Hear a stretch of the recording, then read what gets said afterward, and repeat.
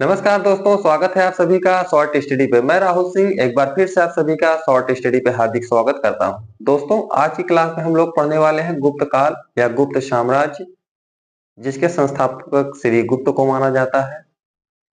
लेकिन पिछली क्लास में हम लोगों ने देखा था जो विदेशी आक्रमण हुए थे भारत पर, हिंद यवन, उसके बाद शक आए, उसके बाद पहले, उसके बाद कुषाण आए। तो ऐसा माना जाता है कि जो ये गुप्त वंश के शासक हुए हैं, जो संस्थापक हुए हैं, ये लोग पहले क्या थे? तो कुषाण के सामंत थे।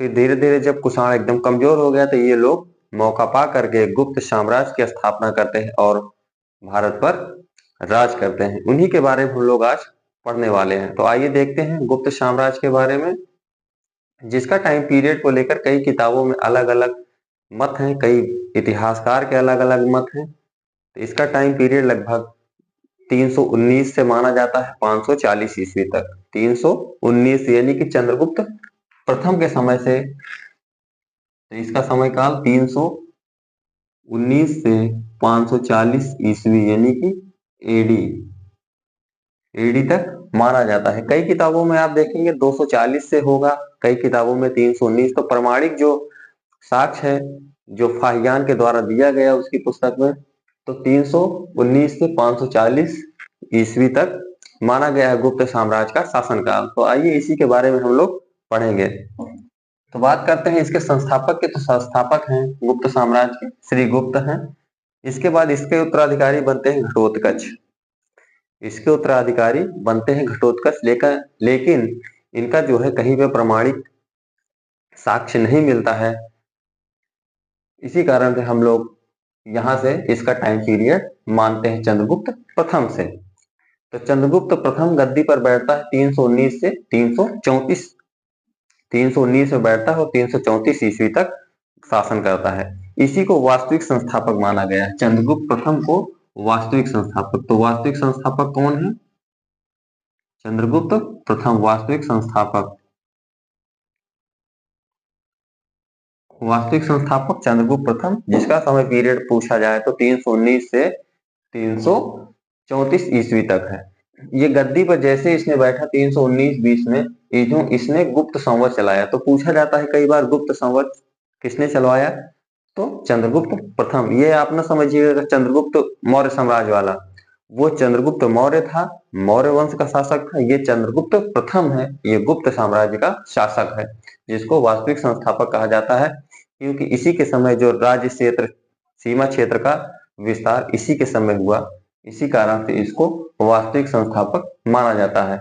इसने 319 में गुप्त संवत चलाया। अगर आपको 319-20 मिल जाए तो आप मार के आइएगा 319 ईस्वी में चंद्रगुप्त प्रथम के द्वारा गुप्त संवत चलाया गया। इसने एक काम और किया, राजा रानी का सिक्का चलवाया। राजा रानी का सिक्का किसने चलवाया? चंद्रगुप्त प्रथम के द्वारा चलाया गया। पत्नी कुमार देवी की याद में, इसकी पत्नी थी ये। कुमार देवी कौन था? कुमार देवी इसकी पत्नी थी। पत्नी की याद में, पत्नी की याद में राजा रानी प्रकार के सिक्के किसने चलाए? राजा रानी का सिक्का किसने चलवाया? तो चंद्रगुप्त प्रथम के द्वारा राजा रानी का सिक्का चलाया गया, पत्नी कुमार देवी की याद में, ध्यान रखेंगे। इसके बाद इसका उत्तराधिकारी बनता है समुद्रगुप्त। समुद्रगुप्त का शासनकाल 335 से 380 ईस्वी तक है। 335 से 380 ईस्वी तक है। इसकी उपाधि से कई बार बहुत क्वेश्चन बने हुए हैं। तो इसकी उपाधि कविराज मोस्ट इंपॉर्टेंट है, परम भागवत है, क्रमांक है, परम क्रमांक है एक उपाधि, कविराज, परम भागवत, परम क्रमांक, लिच्छवी दौहित्र मोस्ट इंपॉर्टेंट है, कई बार पूछा गया है लिच्छवी दौहित्र को। लिच्छवी दौहित्र नाम से किस शासक को जाना जाता है? तो समुद्रगुप्त को लिच्छवी दौहित्र शासक के नाम से जाना जाता है। कविराज को किस शासक के रूप में जाना जाता है? समुद्रगुप्त को। व्याघ्र पराक्रम इसकी एक उपाधि है। तो लिच्छवी दौहित्र और कविराज। और मोस्ट इंपॉर्टेंट है भारत का नेपोलियन किस शासक को कहा गया है? तो समुद्रगुप्त को कहा है। किसने कहा है समुद्रगुप्त को भारत का नेपोलियन? किसने कहा है? तो विंसेंट विंसेंट स्मिथ ने कहा है। अब इसकी एक पुस्तक है, पुस्तक का नाम है अर्ली हिस्ट्री ऑफ इंडिया। इसी पुस्तक में इसने बताया है कि भारत का नेपोलियन की तुलना किससे की है, तो समुद्रगुप्त से की है। अर्ली हिस्ट्री ऑफ इंडिया इसकी बुक है विंसेंट स्मिथ की। इसी ने कहा था समुद्रगुप्त को भारत का नेपोलियन। क्यों कहा था? क्योंकि इसने उत्तर के 9 राज्य यानी कि नॉर्थ इंडिया के 9 राज्य को जीता था और साउथ इंडिया के यानी कि दक्षिण भारत के 12 राज्यों को जीता था। इसी कारण से इसको क्या कहा जाता है? भारत का नेपोलियन। तो किसने कहा? विंसेंट स्मिथ ने। पुस्तक का नाम था अर्ली हिस्ट्री ऑफ इंडिया। उसी में इसने बताया है। जो समुद्रगुप्त था ये संगीत प्रेमी था। इसकी जानकारी हमें कैसे मिलती है? तो इसके सिक्कों से मिलती है, क्योंकि इसके जो सिक्के थे उस पे इसको वीणा बजाते हुए दिखाया गया है।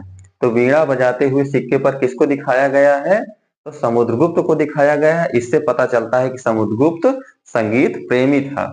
इतिहास से इतिहासकार जो है अनुमान लगाते हैं। इतिहास में जो है लगभग कहानी बनाई जाती है, किसी न किसी तरीके से कोई ना कोई कहानी बना के आपको इतिहास बताया जाता है।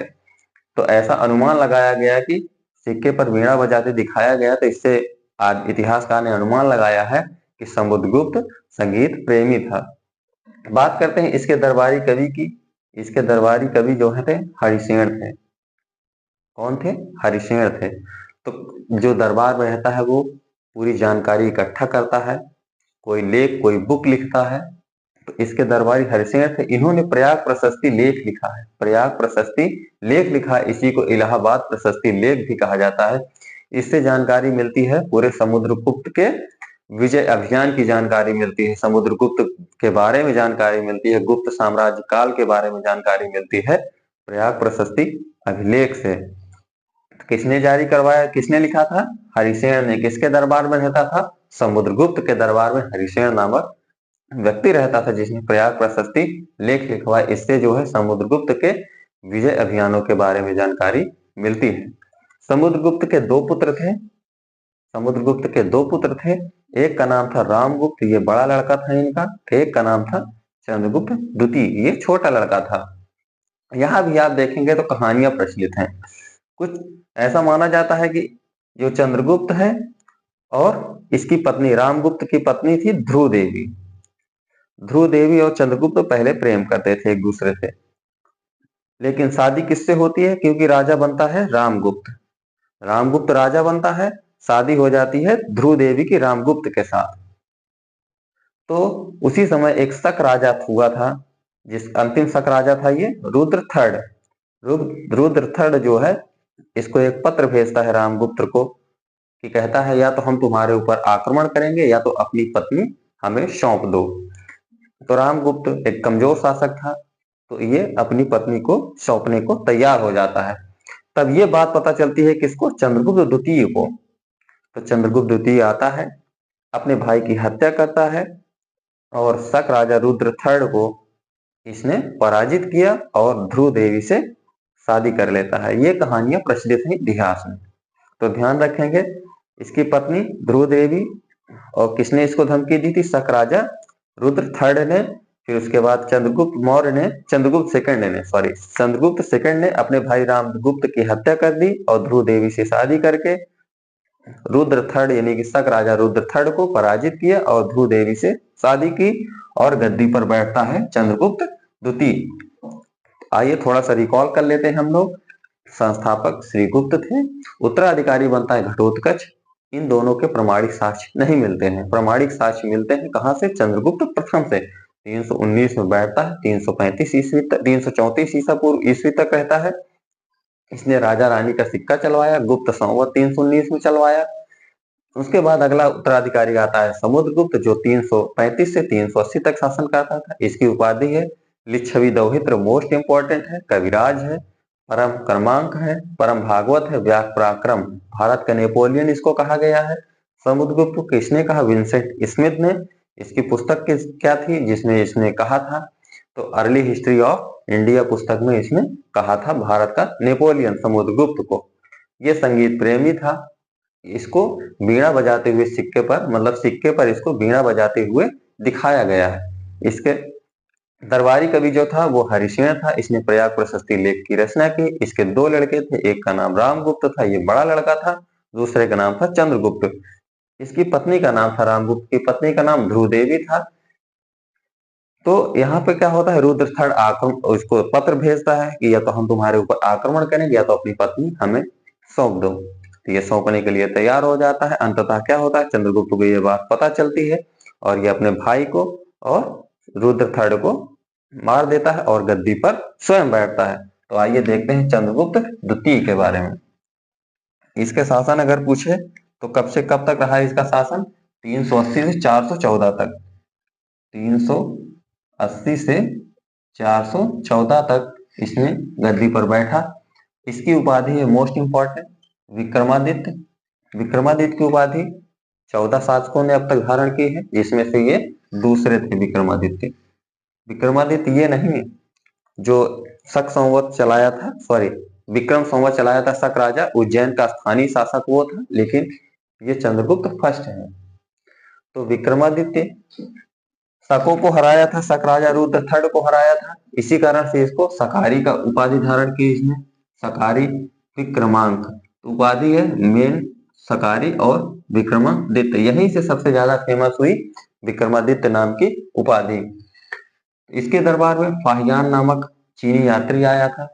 फाहियान चीनी यात्री आया, चीनी यात्री था, इसी के दरबार में चंद्रगुप्त फर्स्ट के दरबार में फाहियान आता है। कई बार एग्जाम में पूछा गया है। इसकी एक पुस्तक है फाहियान की, जिसका नाम है फो यू की। फो यू की फो यू की पुस्तक किसकी है, तो फाहियान की पुस्तक है। ये चंद्रगुप्त सेकंड के दरबार में भारत आया था और इसी फाहियान ने भारतीयों को क्या कहा है, यिंतु। भारतीयों को यिंतु के नाम से ये लोग जानते थे। अपने इस पुस्तक में लिखा है फो यूकी में कि भारतीयों को क्या कहते थे ये लोग, यिंतु कहते थे, यिंतु। तो फाहियान किसके दरबार में, चंद्रगुप्त सेकंड के दरबार में। फाहियान चीनी यात्री था, इसकी पुस्तक का नाम है फो यू की। चंद्रगुप्त सेकंड के दरबार में नवरत्न रहते थे, जैसे कालिदास है, कालिदास जिसको भारत का शेक्सपियर के नाम से जाना जाता है। शेक्सपियर थे एक जिन्होंने रोमियो जूलियट जैसी कहानियां लिखी हैं प्रेम के ऊपर। उसी तरीके से हमारे यहाँ हुए कालिदास, इनको भारत का शेक्सपियर कहा जाता है। इन्होंने कुछ किताबें लिखी हैं, जैसे मेघदूत है, रघुवंशम है, अभिज्ञान संकुंतलम है, विक्रमो वर्षीयम पुस्तक है इनकी, कुमार संभवम है, मालविकाग्नि मित्रम है। ये टोटल 6 बुक इन्होंने लिखी है प्रेम के ऊपर। तो इसीलिए इनको भारत का शेक्सपियर के नाम से प्रसिद्ध है कालिदास। अगले जो नवरत्न है वो है वराह मिहिर। ये खगोल वेत्ता थे, वराह मिहिर खगोल वेत्ता थे। इन्होंने एक पुस्तक लिखी है बृहत संहिता, बृहत संहिता पुस्तक लिखी है। दूसरी पुस्तक है पंच सिद्धांतिका। तो कई बार पूछा गया है बृहत संहिता और पंच सिद्धांतिका पुस्तक किसकी है, तो वराह मिहिर की है, ध्यान रखेंगे। और जो रहते थे ये धन्वंतरी थे, ये चिकित्सक थे यहाँ के, चंद्रगुप्त सेकंड के दरबार के चिकित्सक हुए धन्वंतरी। उसके बाद आते हैं अमर सिंह, अमर सिंह के बाद छपड़क। ऐसे ऐसे और कई लोग हैं यहाँ पे। तो कुछ प्रमुख जो नवरत्न हैं उनको मैंने पेन डाउन किया है, आप ध्यान रखेंगे। कालिदास हैं, वराहमिहिर हैं, धन्वंतरी है, अमर सिंह है और छपड़क। ये मोस्ट इंपॉर्टेंट है, आप ध्यान रखेंगे इन्हीं पांचों को कि नवरत्न में कालिदास, वराहमिहिर, छपड़क, धन्वंतरी और अमर सिंह, ये इनके नवरत्न में, इनके दरबार में रहते थे। मेहरौली अभिलेख किसने लिखवाया, तो चंद्रगुप्त सेकंड के द्वारा मेहरौली अभिलेख की रचना की गई है। मेहरौली अभिलेख को लिखवाया गया चंद्रगुप्त द्वितीय के द्वारा। अगले शासक बनते हैं कुमारगुप्त। कौन बनते हैं, कुमारगुप्त बनते हैं, जिनका शासन 414 से 454 ईस्वी तक है। नालंदा पूछा जाए, नालंदा विश्वविद्यालय की स्थापना या नालंदा विहार की स्थापना किसने की, तो कुमारगुप्त के द्वारा नालंदा विश्वविद्यालय या नालंदा विहार की स्थापना की गई।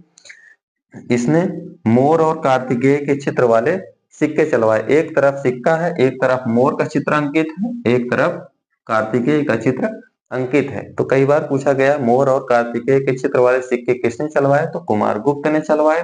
नालंदा विश्वविद्यालय की स्थापना किसने करवाई, कुमारगुप्त के द्वारा की गई। इसका शासनकाल 414 से 454 ईस्वी तक है। अगले शासक बनते हैं स्कंदगुप्त। स्कंदगुप्त जिसका शासनकाल 454 से 467 ईस्वी तक है, 454 से 467 ईस्वी तक है। तो यहाँ से कुछ पॉइंट है, जैसे हूणों का आक्रमण मोस्ट इंपॉर्टेंट है, कई बार पूछा गया हूणों का आक्रमण किसके समय हुआ था, तो स्कंदगुप्त के समय हुआ था। और इसकी जानकारी हमें कहाँ से मिलती है, जूनागढ़ अभिलेख से। जूनागढ़ अभिलेख किसने जारी करवाया था, तो रुद्रदामन ने, हमने पिछली क्लास में देखा था, रुद्रदामन ने जूनागढ़ अभिलेख जारी करवाया था, जिससे कई शासकों के बारे में, चंद्रगुप्त मौर्य, अशोक, कई शासकों के बारे में जूनागढ़ अभिलेख से जानकारी मिलती है। सुदर्शन झील के बारे में पता चलता है जूनागढ़ अभिलेख से। तो हूणों का आक्रमण हुआ, इसकी जानकारी हमें जूनागढ़ अभिलेख से मिलती है। सुदर्शन झील का इसने पुनः निर्माण करवाया था, जीर्णोद्धार या पुनः निर्माण किसने करवाया था, तो स्कंदगुप्त ने करवाया था। जबकि निर्माण कौन कराया था, चंद्रगुप्त के राज्यपाल पुष्यगुप्त के द्वारा इसका निर्माण हुआ था। और इस वंश का अंतिम शासक गुप्त वंश का अंतिम शासक कौन हुआ, तो विष्णुगुप्त अंतिम शासक होता है यहाँ का। तो एक बार आइए रिकॉल कर लेते हैं हम लोगों ने पढ़ा चंद्रगुप्त द्वितीय, जो 380 से 414 ईस्वी तक गद्दी पर बैठता है। इसने उपाधि धारण की विक्रमादित्य, जो अब तक 14 शासकों के द्वारा धारण की जा चुकी थी। सबसे फेमस उपाधि विक्रमादित्य की। सगारी की उपाधि धारण की, क्योंकि इसने शक राजा रुद्र थर्ड को हराया था। विक्रमांक की उपाधि धारण की। फाहियान किसके दरबार में आए थे, तो चंद्रगुप्त सेकंड के दरबार में आए थे। इसकी पुस्तक का नाम है फो यू फी, जिससे हमें गुप्त काल के बारे में संपूर्ण जानकारी पता होती है। इसके दरबार में नवरत्न रहते थे, जैसे कालिदास, इन्होंने मेघदूतम, कुमार संभवम, कुमार विक्रमोर्वशीयम, अभिज्ञान शाकुंतलम और मालविकाग्निमित्रम जैसी पुस्तकों की रचना की है। इनको भारत का शेक्सपियर भी कहा जाता है। वराहमिहिर थे, जिसकी पुस्तक है बृहद संहिता और पंच सिद्धांतिका। धन्वंतरी इनके नवरत्नों में एक थे, जो कि ज्योतिषी थे, अमर सिंह थे और छपड़क जैसे, धन्वंतरी जो है चिकित्सक थे, छपड़क जो है ज्योतिषी थे। तो ऐसे ऐसे लोग रहते थे। मेहरौली अभिलेख किसने लिखवाया, चंद्रगुप्त सेकंड के द्वारा मेहरौली अभिलेख लिखवाया गया। बात करते हैं इसके बाद उत्तराधिकारी बनते हैं कुमारगुप्त बनते हैं, जो 414 से 454 ईस्वी तक रहते हैं। इन्होंने नालंदा विश्वविद्यालय की स्थापना की। मोर और कार्तिकेय के चित्र वाले सिक्के चलाए, किसने, कुमारगुप्त ने। अगले जो उत्तराधिकारी बनते हैं वो बनते हैं स्कंदगुप्त। ये सबसे जो है 414 से 467 ईस्वी तक रहते हैं। इसी के समय हूणों का आक्रमण होता है, जिसकी जानकारी हमें जूनागढ़ अभिलेख से मिलती है। जूनागढ़ अभिलेख किसने जारी कराया था, तो जूनागढ़ अभिलेख रुद्रदामन ने जारी कराया था। इसी जूनागढ़ अभिलेख से हमें सुदर्शन झील के बारे में पता चलता है, पूरे मौर्य वंश के बारे में पता चलता है। तो मौर्य वंश के बारे में जानकारी का अच्छा स्रोत है जूनागढ़ अभिलेख। इसी से हमें सुदर्शन झील के बारे में पता चलता है, जिसका पुनः निर्माण स्कंदगुप्त के द्वारा कराया गया था। इस वंश का अंतिम शासक हुआ विष्णुगुप्त। तो हम लोगों ने कितनी आसानी से, कितने कम समय में पूरे गुप्त साम्राज्य को पढ़ लिया। थोड़ी सी कुछ विशेषताएं हैं, आइए देखते हैं एक नजर इस पे भी। तो कुछ विशेषताएं हैं, जैसे कि सर्वाधिक स्वर्ण मुद्राएं गुप्त शासकों के द्वारा चलाई गई। आपसे पूछा जाए सर्वाधिक जो स्वर्ण मुद्राएं हैं, सोने के सिक्के हैं, किसके द्वारा चलाए गए, तो गुप्त शासकों के द्वारा चलाए गए। अगला पॉइंट है, स्वर्ण सिक्काओं को, इन्हीं स्वर्ण सिक्काओं को क्या कहा गया है, इन्हीं स्वर्ण सिक्काओं को दिनार कहा गया है। यहाँ पे इन स्वर्ण सिक्काओं को दिनार कहा गया है, जबकि चांदी के सिक्कों को रूपका कहा गया है। क्या कहा गया है, रूपका। ध्यान रखेंगे, सर्वाधिक स्वर्ण मुद्राएं किसने चलाई, गुप्त शासकों ने। इन्हीं स्वर्ण सिक्कों को दिनार कहा गया है और चांदी के सिक्कों को रूपका कहा गया है। ध्यान रखेंगे, मंदिर बनाने की शुरुआत अगर पूछे किस काल में हुई, तो गुप्त काल में हुई। ध्यान रखेंगे, मंदिर, अभी तक हम लोगों ने इतना इतिहास पढ़ा, मंदिर नाम का जिक्र नहीं आया, क्योंकि उस समय भगवान की पूजा ही नहीं होती थी। तो मंदिर बनाने की कला किस काल में आरंभ हुई, तो गुप्त काल में आरंभ हुई। पहली बार मंदिर में देवताओं को स्थापित करके उसकी उपासना या पूजा करना प्रारंभ किया गुप्त काल के टाइम। ध्यान रखेंगे, तो गुप्त काल से मंदिरों की शुरुआत, पूजा करने की शुरुआत कहाँ से होती है, तो गुप्त काल के समय होती है। अजंता की गुफाओं का निर्माण इसी काल में हुआ। अजंता की जो गुफाएं बनाई गई हैं, उसका निर्माण जो है गुप्त काल से संबंधित है। तो ध्यान रखेंगे, अजंता की गुफाओं जो है किस काल में, गुप्त काल से संबंधित है। और अजंता की गुफा बौद्ध धर्म की महायान शाखा से संबंधित है। अजंता की गुफा गुप्त काल में बनाई गई, जो कि बौद्ध धर्म के महायान शाखा से, दो शाखाएं थी बौद्ध धर्म की, हीनयान महायान। तो अजंता की गुफा बौद्ध धर्म के महायान शाखा से संबंधित है। वहां से कई चित्र मिले हुए हैं, जिससे यह पता चलता है कि किस शाखा से संबंधित है, महायान शाखा से संबंधित है। इसी समय विष्णु शर्मा द्वारा रचित पंचतंत्र एक पुस्तक है, जिसकी रचना विष्णु शर्मा के द्वारा की गई, जो कि बहुत फेमस पुस्तक हुई। बाइबिल के बाद, बाइबिल प्रथम स्थान में है पूरे विश्व में, सबसे प्रचलित पुस्तक बाइबिल है। बाइबिल के बाद अगर पूछे तो दुनिया में दूसरा स्थान किसका है, तो पंचतंत्र का। ये 5 भाषाओं में लिखी जा चुकी है। कितनी भाषाओं में? 5। और एक पॉइंट है यहाँ पे, आर्यभट्ट। आर्यभट्ट ने आर्यभट्टीयम, ये आर्यभट्ट है, ये आर्यभट्टीयम इनकी पुस्तक है। और दूसरी पुस्तक है सूर्य सिद्धांत। तो आर्यभट्ट के द्वारा आर्यभट्टीयम और सूर्य सिद्धांत, आर्यभट्टीयम और सूर्य सिद्धांत आर्यभट्ट के द्वारा लिखी गई इसी गुप्त काल में।